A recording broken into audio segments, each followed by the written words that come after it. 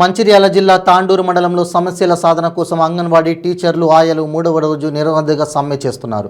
అంగన్వాడీ మరియు ఆయాల సమస్యలను ప్రభుత్వం పట్టించుకొని సమస్యల పరిష్కారం దిశగా ప్రభుత్వం ఆలోచన చేసి అనునిత్యం కష్టపడుతున్న తీరుతెన్నులను గుర్తించి ఇప్పటికైనా మమ్మల్ని ప్రభుత్వ ఉద్యోగులుగా గుర్తించి మమ్మల్ని ఆదుకోవాలని 95 న్యూస్తో ఈ సందర్భంగా అధ్యక్షురాలు సత్యవతి విజయలక్ష్మి సరిత మరియు తదితర అంగన్వాడీ టీచర్లు ఆయాలు 95 న్యూస్ ద్వారా తెలియపరిచారు. ప్రభుత్వ ఉద్యోగులుగా గుర్తించాలి. ప్రభుత్వ ఉద్యోగులుగా గుర్తించాలి. కనీస వేతనం 26,000 చెల్లించాలి. కనీస వేతనం 26,000 చెల్లించాలి. అంగన్వాడీ సంస్థలో పనిచేసేందుకే పరిమితం చేయాలి. మమ్మల్ని అప్పచెప్పొద్దు. అదర్ డిపార్ట్మెంట్లకు పనులకు పంపియొద్దు. 26,000 చెల్లించాలి. కనీస వేతనం 26,000 చెల్లించాలి. అంగన్వాడీ ఉద్యోగులను ప్రభుత్వ ఉద్యోగులుగా గుర్తించాలి. ప్రభుత్వ ఉద్యోగులుగా గుర్తించాలి. 3వ రోజు సమ్మెలో మేము భాగస్వాములమైనాము. తాండూరు మండలం నుండి అంగన్వాడీ టీచర్లు అండ్ ఆయాలు అందరం కూడా సమ్మెలో పాల్గొన్నాము. మొదటి రోజు నుంచి కూడా మాకు ఎన్నో బెదిరింపులు వస్తున్నాయి ప్రభుత్వం నుంచి. అయినా సరే మేము లెక్క చేయకుండా ప్రభుత్వ పథకాలని మేము లెక్క చేయకుండా మేము సమ్మెని కొనసాగిస్తున్నాము. ఈ సమ్మె కొనసాగింపులో భాగంగా ఇంకా ముందు కూడా మేము ఉధృతం చేయడానికి కంకణబద్ధులమై ఉన్నాము. మాకు రావాల్సిన న్యాయమైన కోరికల్ని మేము కోరాము. ప్రభుత్వాన్ని మేమేమి గొంతెమ్మ కోరికలు కోరలేదు. మాకు న్యాయమైనవి చట్టపరంగా కోరుతున్నాము. రాజ్యాంగపరంగా మాకు రావాల్సిన వాటి మీదనే మేము కొట్లాడుతున్నాము. దీని గురించి కూడా మేము నెల రోజుల ముందు నుంచి అందరికీ సమ్మె నోటీసులు కూడా ఇవ్వడం జరిగింది. అయినా సరే మమ్మల్ని ఏమాత్రము మా గురించి ఆలోచించకుండా ప్రభుత్వం చాలా చిన్నచూపు చూస్తున్నది. అయినా సరే ఇప్పటికి కూడా మేము మా సమ్మెని కొనసాగిస్తామని మీ ద్వారా ప్రభుత్వానికి తెలియజేస్తున్నాము. ఖచ్చితంగా మేము కోరుకున్న కోరికలన్నింటినీ కూడా మాకు నెరవేర్చాలని ప్రభుత్వాన్ని విజ్ఞప్తి చేస్తున్నాం. మాకు చాలా చిన్నచూపు చూస్తున్నది అనేది అందరికీ తెలిసిన విషయమే. ప్రభుత్వంలో ఏ రంగ సంస్థలో కూడా లేని విధంగా మాకు చాలా తక్కువ జీతాలు, పని భారం ఎక్కువ.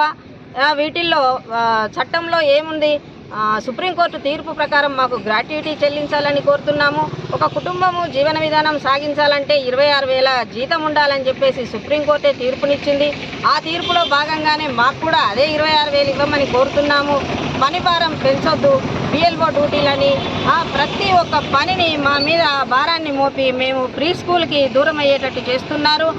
ఇటు ప్రజలకు కూడా మమ్మల్ని సేవ చేసే దాంట్లో మమ్మల్ని తక్కువ అయ్యేటట్టుగా తీర్చిదిద్దుతున్నారు ప్రభుత్వం మమ్మల్ని. ఇదంతా కూడా తీసేసి మాకు ఖచ్చితంగా ప్రభుత్వ పరంగా రావాల్సిన హక్కులు ఏంటంటే నెలకి 26,000 జీతం మాకు ఖచ్చితంగా రావాలి. అలాగే పెన్షన్ సౌకర్యం ఉండాలి. ఈఎస్ఐ, పిఎఫ్ సౌకర్యాలు కూడా మాకు కలిగించాలి.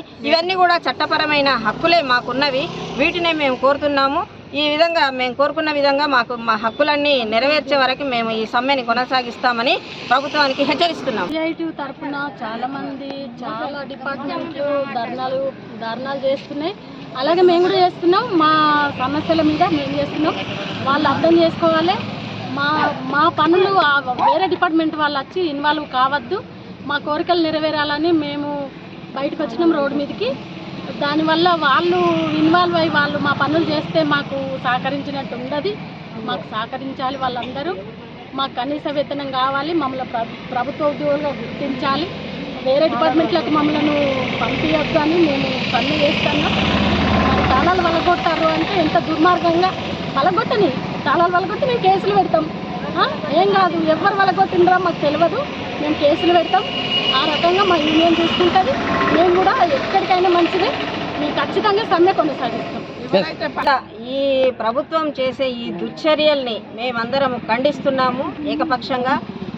మా మీద ఎన్ని శక్తుల్ని పంపించినా కూడా మేము అదిరేది లేదు, బెదిరేది లేదు. ఖచ్చితంగా మా కోరికల సాధనకై మేము ఎంతటికైనా తెగించి పోరాడతామని మేము మీ ద్వారా ప్రభుత్వానికి తెలియజేస్తున్నాము. రానున్న ఎలక్షన్లలో మమ్మల్ని చిన్నచూపు చూసి మా కోరికల్ని గనక నెరవేర్చకుండా మమ్మల్ని ఇలాగే రోడ్డు పాలు చేస్తే గనక ఇంతకుముందు చేసిన ప్రభుత్వాలు ఎట్లా అయితే నాశనం అయ్యాయో ఈ ప్రభుత్వం కూడా అలాగే నాశనం అవుద్ది. ఆడవాళ్ళు కంకణం కట్టారంటే దానికి ఖచ్చితంగా భగవంతుడు కూడా దిగి వస్తాడనే దానికి మేము ఒక నిదర్శనమని మీకు మీ ద్వారా ప్రభుత్వానికి తెలియజేస్తున్నాము. ఆడవాళ్ళ ఉసురు ఊరికే పోదు, మాతోని వెట్టి చాకరీ చేపిస్తున్నారు. ఈ చాకరీని ఇంతటితో ఆపేసి మా కోరికల్ని తీర్చినట్టయితేనే వాళ్ళు బతికి బట్టగడతారు. లేకపోతే రానున్న ఎలక్షన్లలో ఖచ్చితంగా మా తీర్పు ఉంటుంది. దానికి మీరు మీ తరఫున ప్రభుత్వానికి తెలియజేస్తున్నాం. నేను అచ్చిలాపూర్ 5th సెంటర్లో ఆయమ్మగా పనిచేస్తున్నాను. మాకు ఎక్కడా లేని విధంగా తెలంగాణ రాష్ట్రంలో జీతాలు పెంచినాం అంటున్నారు.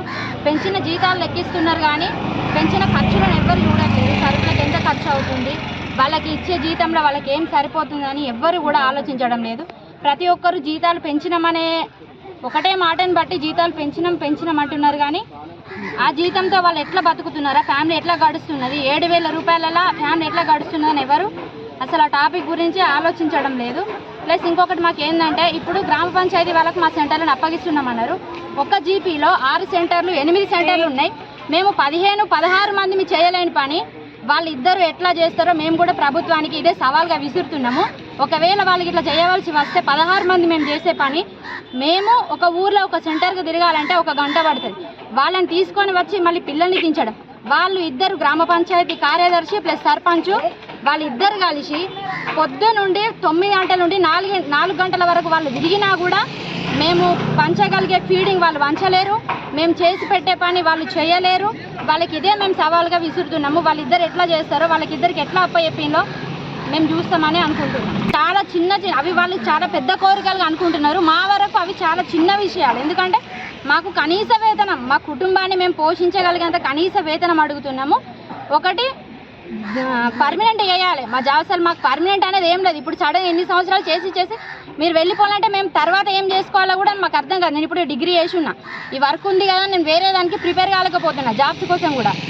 సరే అటు జాబ్స్ ఈ పని ఉందని ఆ జాబ్స్కి ప్రిపేర్ కాలేకపోతున్నాం. ఒకవేళ జాబ్ చేద్దామని ఆ జాబులు కూడా కనీసం గవర్నమెంట్ జాబ్స్ కూడా రిక్రూట్మెంట్ చేయట్లేదు, అవి కూడా ఇవ్వట్లేదు.